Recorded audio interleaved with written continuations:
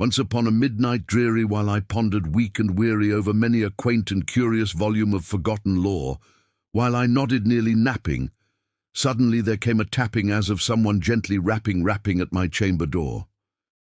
"'Tis some visitor," I muttered, "tapping at my chamber door, only this and nothing more." Distinctly I remember it was in the bleak December, and each separate dying ember wrought its ghost upon the floor. Eagerly I wished the morrow. Vainly I had sought to borrow from my books surcease of sorrow.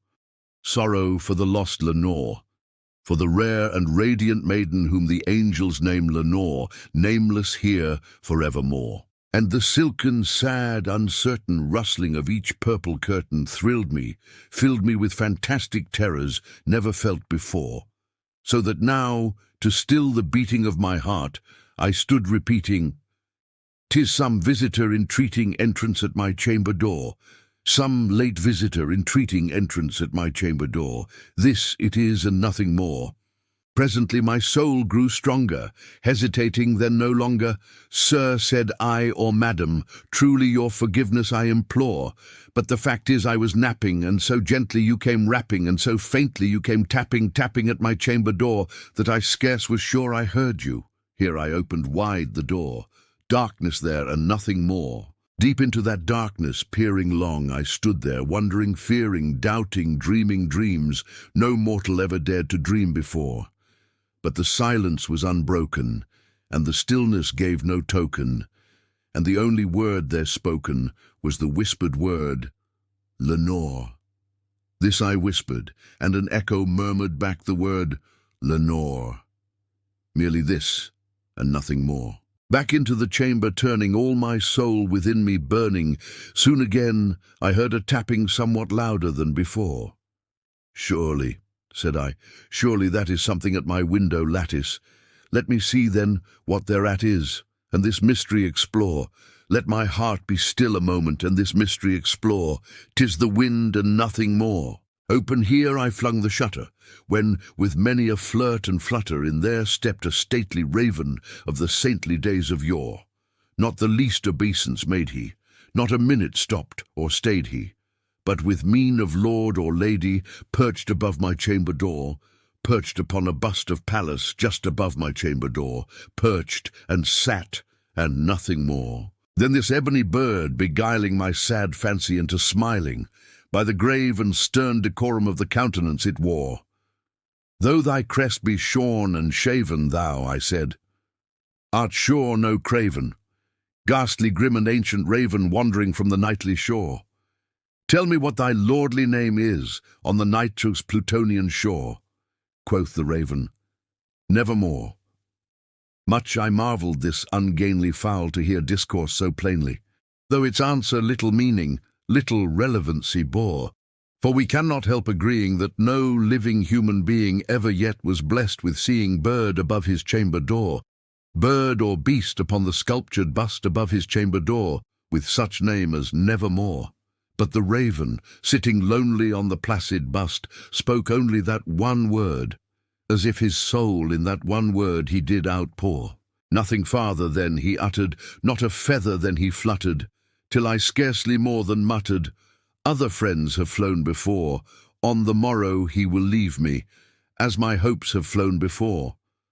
Then the bird said, "Nevermore."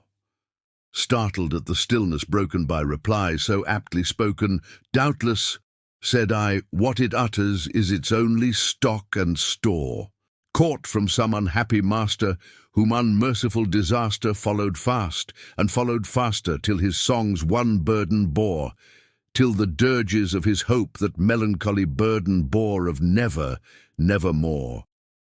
But the raven, still beguiling all my fancy into smiling straight, I wheeled a cushioned seat in front of bird, and bust and door.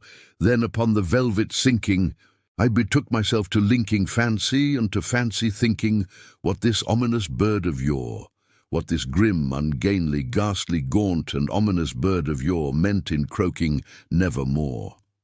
This I sat engaged in guessing, but no syllable expressing to the fowl, whose fiery eyes now burned into my bosom's core. This and more I sat divining with my head at ease, reclining on the cushion, as velvet lining, that the lamplight gloated o'er, but whose velvet violet lining with the lamplight gloating o'er she shall press her nevermore. Then, methought, the air grew denser, perfumed from an unseen censer swung by seraphim, whose footfalls tinkled on the tufted floor. Wretch, I cried, thy God hath lent thee. By these angels he hath sent thee respite, respite and nepenthe from thy memories of Lenore. Quaff, oh quaff this kind nepenthe, and forget this lost Lenore. Quoth the raven, nevermore. Prophet, said I, thing of evil, prophet still, if bird or devil, whether tempter sent or whether tempest toss thee here ashore, desolate yet all undaunted, on this desert land enchanted, on this home by horror haunted, tell me truly, I implore, is there balm in Gilead? Tell me, I implore, quoth the raven, nevermore.